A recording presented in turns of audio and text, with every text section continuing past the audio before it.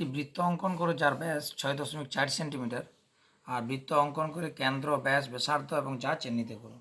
দেখো এরপর আমরা কী করছি, এখানে 6.4 সেন্টিমিটারের বলা আছে কি ব্যাস, তাহলে ব্যাস সমান 6.4 সেন্টিমিটার। অতএব ব্যাসার্ধ কত হবে? ব্যাসার্ধ হচ্ছে 6.4/2 সমান 3.2 সেন্টিমিটার। তাহলে ব্যাসার্ধ নিয়ে আমরা বৃত্তটা অঙ্কন করব। তাহলে প্রথমত কী করব, 3.2 এর মাপ নেব, 0 বিন্দুতে পয়েন্ট করলাম আর 3.2 3 সেন্টিমিটারের পরে 2 ঘর নিলাম, নিয়ে এই লাইনটা টেনে নিলাম। টেনে নেওয়ার পর আমরা এখানে নাম দিয়ে এখানে লিখলাম যে 3.2 সেমি।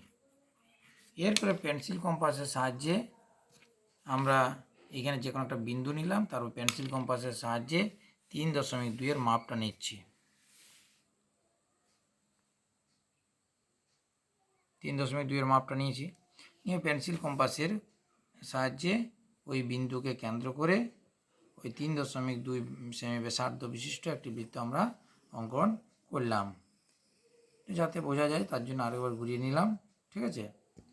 এরপর এই বিন্দুটার নাম দিলাম ও, এবং এই কেন্দ্র বিন্দুগামী একটা রেখাংশ আমরা অঙ্কন করলাম, যার এখানে নাম দিলাম এ, এখানে নাম দিলাম বি।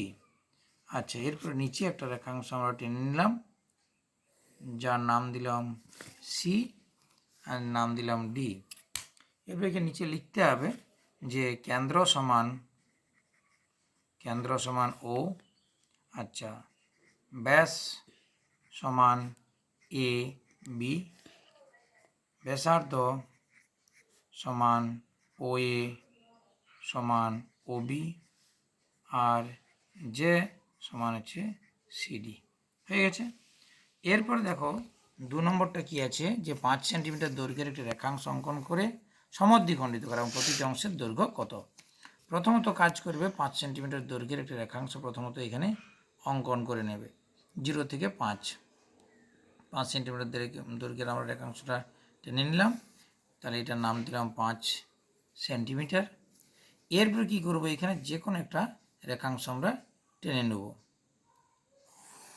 যে কোনো একটা রেখাংশ টেনে নিলাম, যার নাম দিলাম মনে করো এ আর এক্স।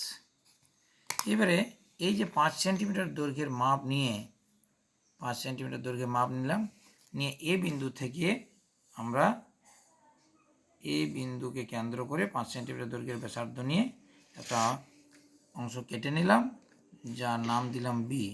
আচ্ছা, এবির দৈর্ঘ্য হলো 5 সেন্টিমিটার। এই এবি দৈর্ঘ্যটাকে আমরা কিন্তু সমদ্বিখণ্ডিত করব। সমদ্বিখণ্ডিত করার নিয়ম কি, এ বিন্দু অথবা বি বিন্দুকে কেন্দ্র করে অর্ধেকের চেয়ে বেশি ব্যাসার্ধের উপরের দিকে একটা বৃত্তচাপ আর নিচের দিকে একটা বৃত্তচাপ। একই রকমভাবে ওই একই ব্যাসার্ধ নিয়ে এ বিন্দুকে কেন্দ্র করে ওই বৃত্তচাপটাকে আমরা ছেদ করব, নিয়ে আমরা এই যে দুটো পেলাম, ছেদবিন্দু পেলাম, ওই দুটো ছেদবিন্দু আমরা যোগ করে দেবো। এই দুটো ছেদবিন্দু যোগ করে দিচ্ছি। এবারে যোগ করার নিয়মটা হচ্ছে এই পেন্সিলটাকে সোজাভাবে ধরবে, এই পেন্সিলটা এবার সোজাভাবে ধরবে, দেখবে ঠিক হয়েছে, তারপর সোজাভাবে লাইনটা টেনে নেবে। এইটার নাম দিলাম সি। তাহলে আমরা এখানে কি পেলাম, এ সি সমান সিবি সমান 5/2 সমান হচ্ছে 2.5 সেন্টিমিটার। হয়ে গেল। এরপরে আসছি কি, 5 সেন্টিমিটার দৈর্ঘ্যের একটা রেখাংশ নাও, ওই রেখাংশের বাইরে একটা বিন্দু পি নাও এবং পি বিন্দু থেকে রেখাংশের উপর একটা লম্ব অঙ্কন করো। তাহলে 5 সেন্টিমিটার দৈর্ঘ্যের একটা রেখাংশ যেহেতু বলা হয়েছে, তাহলে এখানে 0 থেকে 5 পর্যন্ত আমরা লাইনটা টেনে নিলাম। 5 সেন্টিমিটার দৈর্ঘ্যের একটি রেখাংশ, যার নাম আমরা দিয়ে দিলাম এ আর বি। ওই রেখাংশের বাইরে একটা বিন্দু পি নিতে বলেছে, একটা সার্টেন ডিস্টেন্স নিবে, একটা মানে যেন বেশি ডিস্টেন্স না হয়, কাছাকাছি একটা ডিস্টেন্স দূরত্ব নিবে, যার নাম দিলাম পি।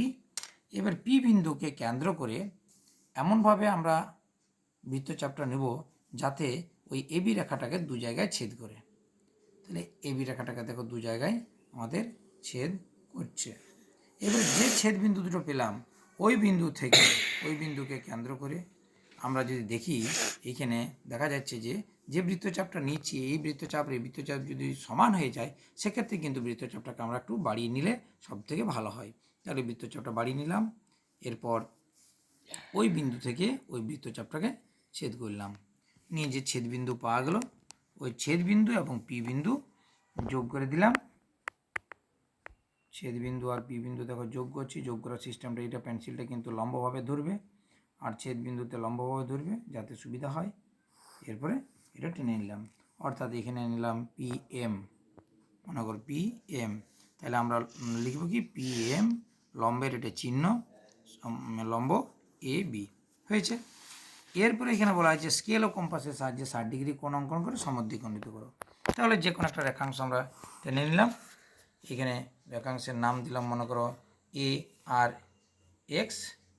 এরপর এ বিন্দুকে কেন্দ্র করে যে কোনো ব্যাসার্ধ নিয়ে, এ বিন্দুকে কেন্দ্র করে কম্পাসের সাহায্যে যে কোনো ব্যাসার্ধ নিয়ে একটা বৃত্তচাপ,